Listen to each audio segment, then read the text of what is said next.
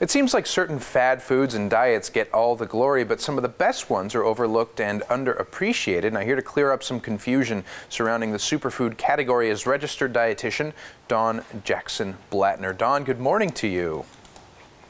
Hey, thanks for having me. I mean, superfoods, we hear about them, but, really, what are they?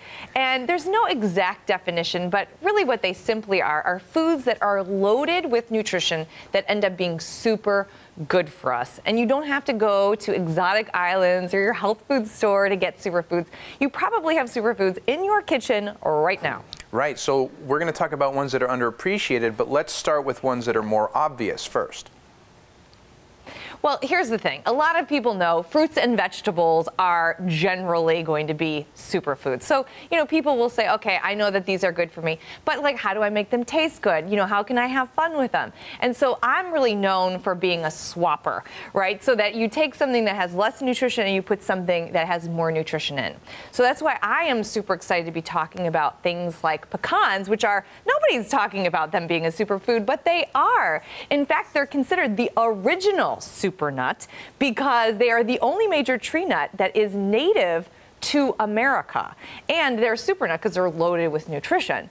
So, for example, here's the swapping situation. If you have a salad, instead of taking the croutons and putting it on for crunch, swap those out and instead put on pecans. And that'll give you crunch, but it'll give you plant protein, fiber, good heart smart fats, essential minerals. So that little change, that little swap does so much for your nutrition. Or I love snack mix, I'm always on the go. So instead of pretzels in my snack mix, which are refined flour, I put in popcorn, which is actually a superfood because it's naturally a whole grain. Another superfood that I think people don't use enough are tart cherries. So you could put popcorn, tart cherries, pecans, dark chocolate chips, and even unsweetened coconut. I love that all together as a snack mix.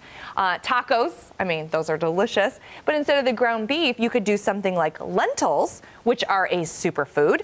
Or you could do pecans as your taco meat, where you do pecans in a food processor, and you just saute onions and taco seasoning and give it a buzz. It looks just like ground beef, but you put it in a taco and you get all the superfood nutrition of a pecan.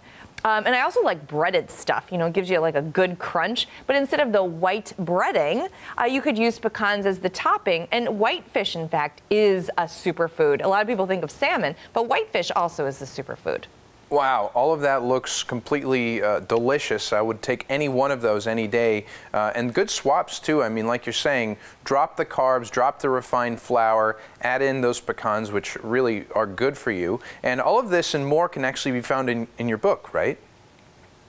Well, yeah, all of this that we talked about today is AmericanPecan.com.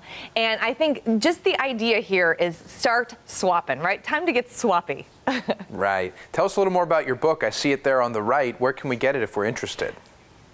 Yeah, it's sold everywhere books are sold, and it's these kinds of ideas. It's not overhauling your whole life. It's just thinking through, what are the little places that I can really upgrade or upswap my nutrition? Right. It's all those little things that you eat that, might make you more unhealthy than you want to be. If you cut out the CRAP, as your book says, then you'll be a healthier person. So yeah.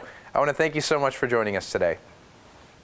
Thank you very much. Yeah, absolutely. And stay right where you are. We'll be right back.